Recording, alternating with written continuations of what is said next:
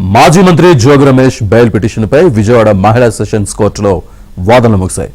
కోడలు మేఘన ఫిర్యాదుతో జోగి రమేష్తో పాటు కుటుంబ సభ్యులపై హత్యాయత్నం, మోసం, వరకట్న వేధింపులు, గృహహింస చట్టం కింద కేసు నమోదు చేశారు. ఈ కేసులో ఇరు పక్షాల వాదనలు కోర్టు వింది. జోగి రమేష్పై ఇప్పటికే 60కి పైగా క్రిమినల్ కేసులున్నాయని పీపీ వాదించారు. బాధితురాన్ని బలవంతంగా మతం మార్చేందుకు ప్రయత్నించారని తెలిపారు. అటు రాజకీయ కక్షతోనే అక్రమ కేసులు బనాయించారని జోగి రమేష్ న్యాయవాది వాదనలు వినిపించారు. బాధితురాలి ఆరోపణలకు ఎలాంటి ఆధారాలు లేవన్న జోగి రమేష్ న్యాయవాది తెలిపారు. ఇరు వాదనలు విన్న న్యాయస్థానం తీర్పు ఈ నెల 21కి వాయిదా వేసింది.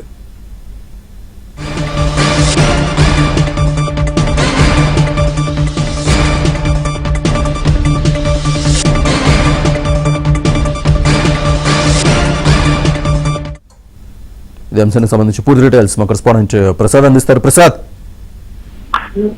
శ్రీనివాస్, వైసీపీ నేత మాజీ మంత్రి జోగి రమేష్ కుటుంబ వ్యవహారాలకు సంబంధించి వ్యాప్తంగా చర్చించనున్నారని, ముఖ్యంగా ఆ కుమారుడికి ఉన్న ఇబ్బందులను రక్షణగా ఉంచి మేఘాన్ని వివాహం చేయించడం, వివాహం చేసిన పెద్ద నుంచి కూడా వాళ్ళ మగల మధ్య ఆ గొడవలు వచ్చే నేపథ్యంలో ఆమెను చంపేందుకు కూడా ప్రయత్నించారంటే ఆమె ఇటీవల ఇబ్రహీంపట్నం పోలీస్ స్టేషన్ లో ఫిర్యాదు చేయడంతో కుటుంబ వివాహంగా వ్యక్తిని ఆ నుంచి కూడా కుటుంబ పెద్దలు రాజీ చేశాను జోగి రమేష్ ప్రజలు రాజీ తలుపుతూ ఆమె హెచ్చరించడం, దూషించడం వంటి ఘటనలు కూడా చేస్తూ ఈ పరిణామాల నేపథ్యంలోనే ఆమె తెలుస్తాం. అయితే గత 2 రోజులుగా మనం కూడా చూస్తా ఉన్నాం.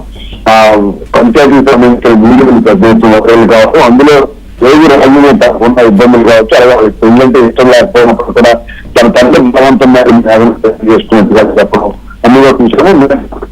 మన తాను ఉద్యోగం చేసుకుంటూ కుటుంబ ప్రజలు సమక్షంలో వస్తున్న తరుణం నిజంగా పెళ్లి చేసుకుని గొంతు కొట్టారని, తన జీవితాన్ని నాశనం చేశారని ఆమె అందరూ అంతకాలంలో రాజు బెదిరించిన కూడా జన్మల నుంచి రాష్ట్రం మీద పెద్ద ఎత్తున వైరల్ అవుతా ఉంది. ఈ పరిణామాల నేపథ్యంలో మేఘన ఇచ్చిన ఫిర్యాదు ఆధారంగా మొత్తం జోగి రమేష్ సంబంధించి 11 మందిపై ఇబ్రహీంపట్నం పోలీస్ స్టేషన్లో కేసు నమోదైంది.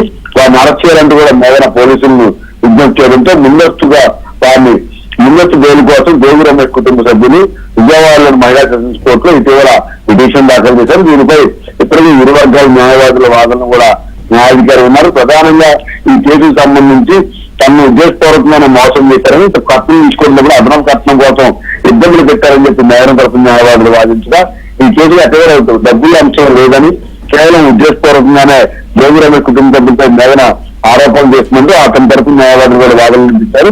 ఇరు వర్గాల న్యాయవాదుల వాదనలు నిన్న పూర్తి చేసిన ఆ కోర్టు ఈ నెల 21 తారీఖున తీర్పు వెలువరిస్తామని విచారణ వాయిదా వేసింది.